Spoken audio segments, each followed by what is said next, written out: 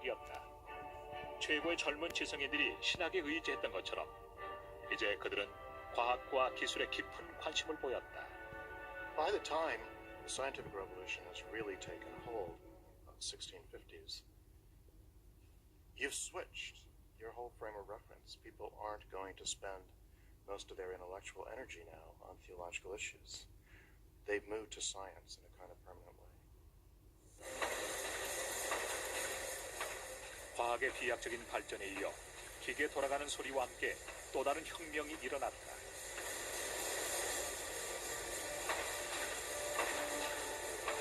산업혁명이었다.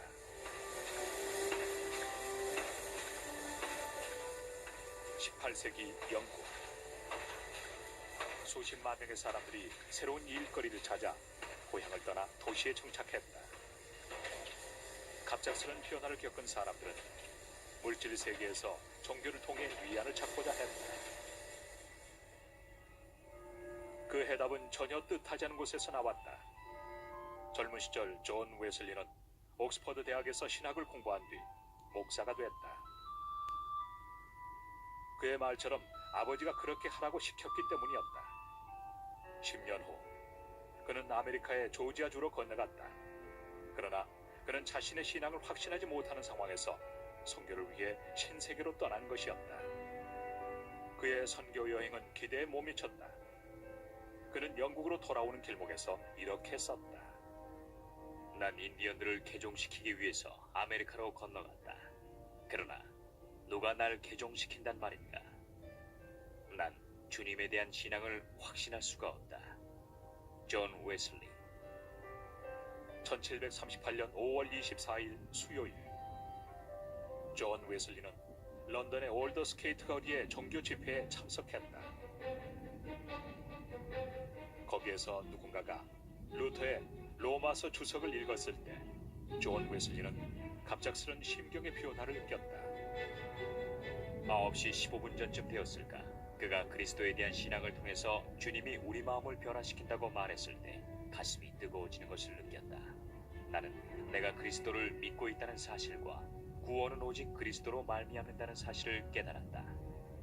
나아가 그분이 나의 죄를 용서해 주시고 나를 취하시어 율법의 죄와 죽음으로부터 구원해 주셨음을 확신하게 되었다. 존 웨슬리. 그렇게 해서 결국 존 웨슬리는 자신이 신세계에 전파시키려고 했던 신앙을 찾았다. 그는 새로이 발견한 신앙의 힘을 영국 국민들 중에서도 특히 규칙적으로 예배에 참석할 수 없는 가난한 자들에게 쏟아부었다. 평등의 개념이 싹트는 현대 시대로 접어들면서 존 웨슬리의 사상도 시대적 분위기에 따라 조금씩 변해갔다. 그는 개인들이 다른 사람들에게 해를 끼치지 않고 사회를 위해 공익을 실천하는 도덕률을 만들었다. 자신을 따르는 신도들을 위해 법규를 제정하는 것이 필요하다고 느낀 웨슬리는 1743년 총칙을 제정했다. 총칙에서 존 웨슬리는 구원을 받기 위한 구체적인 3가지 방법을 제시했다. 남에게 해를 끼치지 않고, 선을 행하고, 주님을 위한 모든 의식에 참석하라. 웨슬리가 제정한 규칙들은 모든 개인들이 자신의 영적인 세계에서 안정을 취할 수 있는 구체적인 방법이었다. 후에 그의 신도들은 감리교도라고 불렸다. His was a modern form of spirituality because he promoted method. That's why the Methodists got their name. That if you were sort of systematic, as you were in science, about your Christianity, then you'd bring out a real Christian at the end of it. And so it was shedding off the layers of doctrinal controversy in an attempt to go beneath that to the core of emotion that subsists at the heart of Christianity. Until then, Christian leaders had always argued. Aquinas argued. Calvin argued. Luther argued. These people didn't argue. They didn't make an appeal to constructive reason. They made an appeal, a direct, intuitive appeal to the minds and hearts of ordinary people. 보통 사람들에게 더 가까이 다가가는데 교회가 꼭 필요한 것은 아니었다. 존 웨슬리는 뒤뜰에서든 광장에서든 또는 벌판에서든 심지어 술집도 가리지 않고 연설을 했다. 그는 비가 오나 눈이 오나 낮이건 밤이건 연설을 계속했다.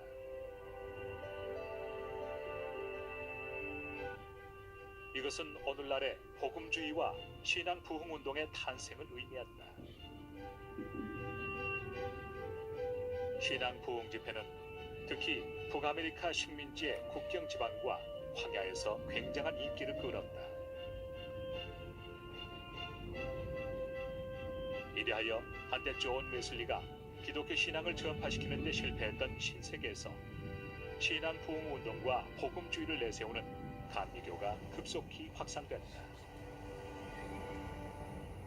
웨슬리의 친구이자 감리교의 초기 전도자였던 조지 화이트필드 또한 이 비옥한 땅에서 커다란 성공을 거두었다. 그는 존 웨슬리만큼 조직력이 뛰어나지 못했지만 대신 타고난 설교자였다. George Whitefield was simply spectacular. He was trained in drama. People would sometimes say that George Whitefield could put a congregation in tears by the way he pronounced the word Mesopotamia. 화이트필드가 현대적인 복음주의자로 크게 성공할 수 있었던 데에는 또 다른 이유가 있었다. Sometimes we think of 20th century preachers as media people, but it's been argued recently that George Whitefield was the first of them. When he comes into town, they had already built up an air of expectation. He would come in and speak. I almost imagine it being like Billy Graham coming in on a helicopter or something. 화이트필드는 북아메리카 식민지 이곳저곳을 다니며 신앙 부흥 대회를 열고 청중들을 사로잡았다. 1740년에 시작해서 2년 넘게 대형 천막에서 진행된 신앙 부흥 집회 때문에 식민지 전체가 떠들썩했다. 이것이 바로 식민지 역사상 가장 성공적인 신앙 부흥 운동인 대각성 운동이었다. 대각성 운동은 북아메리카에서 복음주의 전통의 시작을 의미하는 것이었다. 이것은 명백한 평등주의 운동으로서 구세계와 신세계를 구분짓는 것이었다.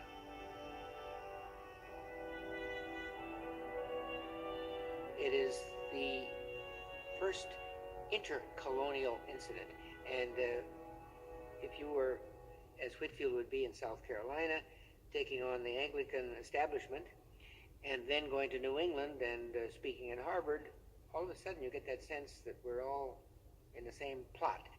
You have to remember that the Great Awakening, which was really a movement of fervor, of enthusiasm was the word they often used, was subversive.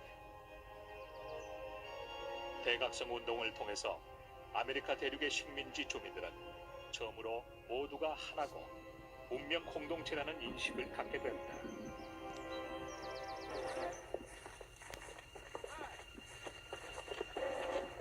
17세기가 끝나기 전 북아메리카 식민지에선 반란이 일어났다. 그 결과 서방 세계에서 종교적으로 가장 관대하고 가장 독실한 기독교 신자들의 국가가 탄생했다.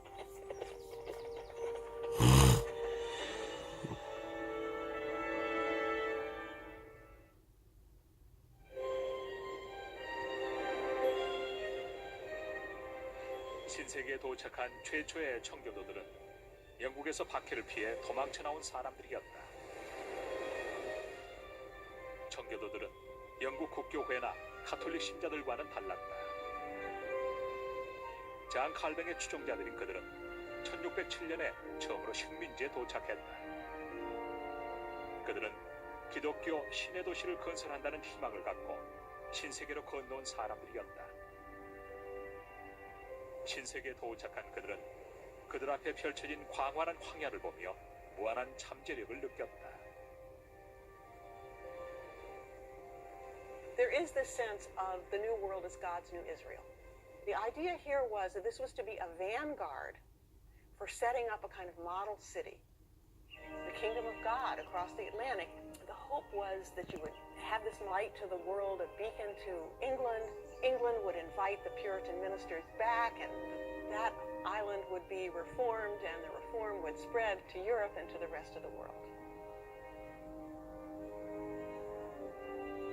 청교도들 또한 신세계에다 종교적으로 매우 관용적인 사회를 만들자는 데에는 관심이 없었다. 오히려 반대자들 때문에 자신들이 세운 지상 천국이 위협을 받는다고 생각했다.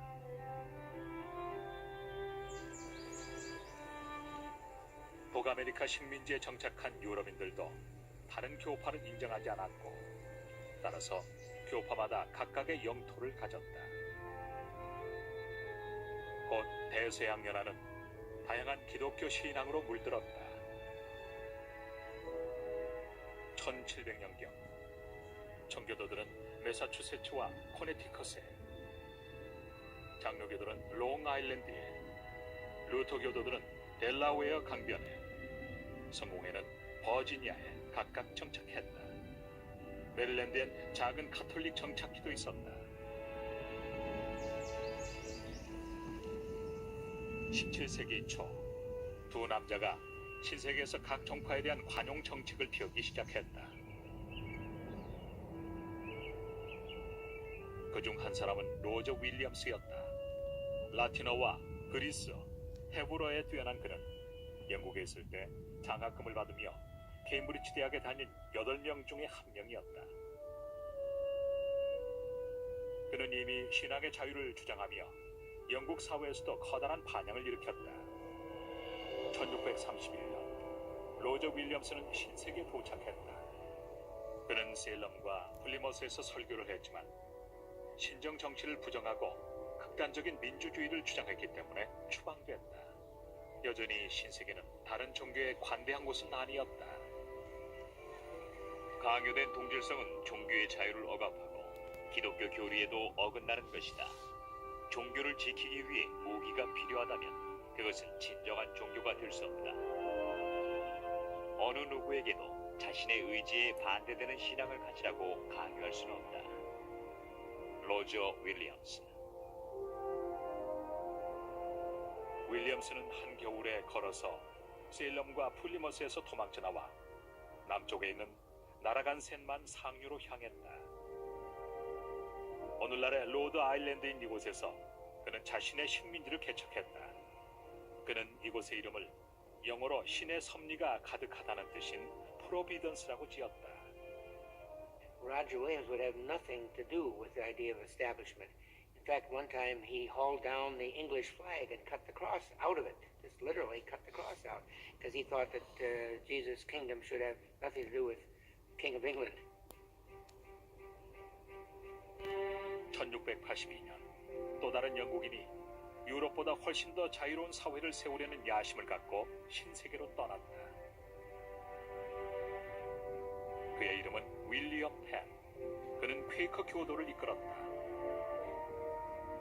해군 제독의 아들로 태어난 윌리엄 펜은 죽은 아버지를 존경하던 영국 왕 찰스 2세로부터 북아메리카의 거대한 땅을 하사받았다. 그는 자신의 아버지를 기리기 위해 그 땅의 이름을 펜실베니아라고 지었다. 펜실베니아는 라틴어로 펜의 숲속 나라란 뜻이다. 펜은 그 스스로 총독이 되어 헌법의 기초를 마련했다. 로저 윌리엄스처럼 펜은 일신교의 원칙을 지키는 모든 사람들에게 종교의 자유를 허용하고 자유로운 신앙의 신천지를 세웠다. 나는 선언한다. 전능하신 주님 한 분을 섬기는 사람들은 누구든지 그 어떤 교파를 막론하고 그 어떤 경우에도 괴롭힘을 당하거나 불이익을 당하지 않을 것이다.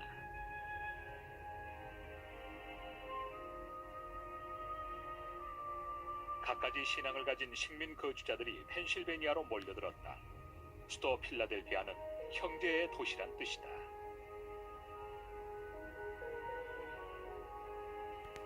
A big part of their ethos was to make room for all kinds of people to come to their city of brotherly love, Philadelphia.